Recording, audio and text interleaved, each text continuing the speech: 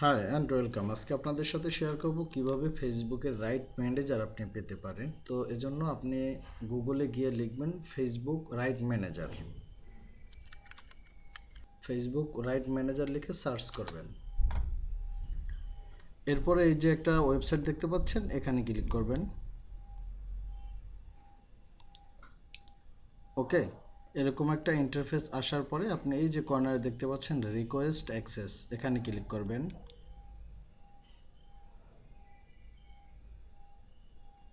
ওকে, এখানে ক্লিক করার পরে আপনার কোন পেজে আপনি রাইট ম্যানেজার নিতে চাচ্ছেন বা কোন পেজটা সেই ক্রাইটেরিয়া পূরণ করছে সেই পেজগুলো এখানে শো করবে। তো আমার এই পেজটায় আমি রাইট ম্যানেজার নিতে চাচ্ছি, আমি এখানে ক্লিক করব। এরপরে যে অপশনগুলো দেখতে পাচ্ছেন, আপনি রাইট ম্যানেজার নিতে চাচ্ছেন মূলত কিসে, অডিওতে অথবা কোনো ইমেজে অথবা কোনো ভিডিওতে। তো আমি নিতে চাচ্ছি ভিডিওতে, এখানে ক্লিক করব। ওকে, এরপরে হচ্ছে গিয়া আপনার পেজের ধরন। এরপরে এখান থেকে আমি ইন্ডিভিজুয়াল ক্রিয়েটর সিলেক্ট করে দেব। আপনি যদি কোনো কোম্পানির হন বা অন্য কোনো ক্যাটাগরির হলে আপনি সেটা সিলেক্ট করবেন। দেন এখানে হচ্ছে ফেসবুক রাইট ম্যানেজারের ফুল নাম লিখতে হবে। আচ্ছা, এখানে নাম লিখবেন। নাম লেখার পরে এখানে ক্লিক করবেন। এখানে ক্লিক করার পরে আপনি যে ভিডিও আপলোড করেন সেটা কি দৈনিক আপলোড করেন নাকি উইকলি নাকি মান্থলি নাকি এক সপ্তাহের ভিতরে আপনি যে কোনো সময় আপলোড করেন। তো আমি এখান থেকে সিলেক্ট করব a few times a week. Okay, এরপরে আপনি ইতিপূর্বে কখনো কোনো কপিরাইট রিপোর্ট দিয়েছেন কি না ফেসবুকের কাছে, তো আমি দেইনি, আমি নো দিয়ে দিব। এরপরে এখানে আপনি 4-5টার মতো লিঙ্ক দিয়ে দিবেন যেই ভিডিওগুলো আপনি প্রোটেক্ট করতে চাচ্ছেন।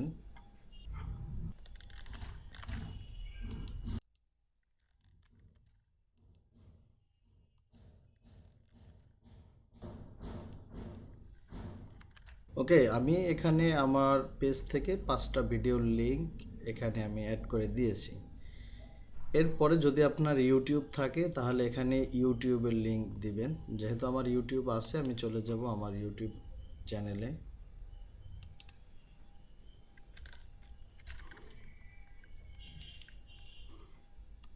এখানে আমি আমার ইউটিউব চ্যানেলের লিঙ্ক দিয়ে দিলাম। এরপরে যদি ওয়েবসাইট আপনার থাকে তাহলে ওয়েবসাইটের লিঙ্ক দিয়ে দেবেন, আর যদি না থাকে তাহলে এটা ফাঁকা থাকবে। এরপরে যদি আপনার আরও সোশ্যাল মিডিয়ার কোনো লিঙ্ক দিতে চান সেটা এখানে দিতে পারবেন। সেটা ইনস্টাগ্রাম হতে পারে বা টিকটক বা আদার্স কোনো সোশ্যাল মিডিয়ার যদি কোনো লিঙ্ক দিতে চান এখানে দিতে পারেন। তো আমি এখানে চাচ্ছি ইনস্টাগ্রামের লিঙ্কটা দিয়ে দিতে। এখানে আমি লিঙ্ক দিয়ে দিলাম। এখানে ইনস্টাগ্রাম লিংক দেওয়ার পরে আপনি এখানে লিখে দেবেন যে কি কারণে আপনি ফেসবুক রাইট ম্যানেজার পেতে চান, সেটা এখানে লিখে দেবেন। এটা অপশনাল, না দিলেও হবে। তো চাইলে আপনি লিখে দেবেন, আমি লিখে দিতে চাই।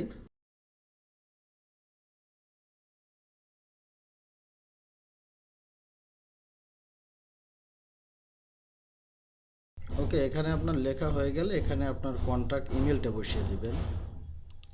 তো ইমেলটা বসিয়ে দেওয়ার পরে আপনার ইমেইলে একটা কোড যাবে, অবশ্যই সেই কোডটা এখানে দিতে হবে। তো আমি সেন্ট ভেরিফিকেশন কোড দিলাম। এরপরে আমার মেইলটা লগ ইন করতে হবে। আচ্ছা, ফেসবুক থেকে আসছে এটা। কোডটা ওখানে জাস্ট বসিয়ে দেব। কোডটা এখান থেকে আমি কপি করে নিলাম। এরপরে এখানে আমি পেস্ট করে দিলাম। এরপরে ভেরিফাই। আচ্ছা, হলো না, কপি হয়তো হয় নাই, আমি ম্যানুয়ালি বসিয়ে দিতে চাই।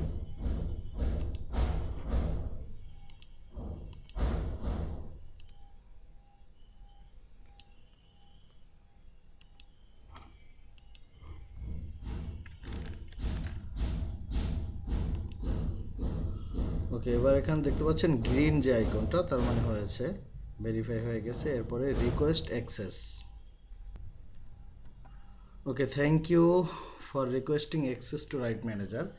আচ্ছা, যখন আপনি সাবমিট করে দিবেন এরপরে আপনি 7 দিন ওয়েট করবেন। 7 দিনের ভিতরে আপনাকে মেইলে জানিয়ে দেওয়া হবে যে আপনাকে ফেসবুক রাইট ম্যানেজার দিয়েছে কিনা বা দিবে কিনা।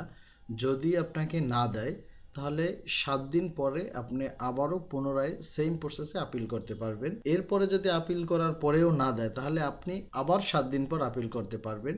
এটাই হচ্ছে রাইট ম্যানেজার নেয়ার সঠিক প্রক্রিয়া বা এটাই হচ্ছে নিয়ম। তো আমিও আপিল করলাম প্রথম, দেখি পাই কিনা। যদি কোনো কারণে না পাই তাহলে আবারও নেক্সট 7 ডেজ ওয়েট করার পরে পুনরায় আমি সাবমিট করব। তো এটাই ছিল আজকের টিউটোরিয়াল। ভিডিওটা যদি ভালো লাগে অবশ্যই ভিডিওতে একটা লাইক করতে পারেন, কমেন্ট করে জানাতে পারেন কেমন লাগলো, আর অবশ্যই আপনার বন্ধুদের সাথে শেয়ার করবেন। তো ভালো থাকবেন, সুস্থ থাকবেন, আল্লাহ হাফেজ।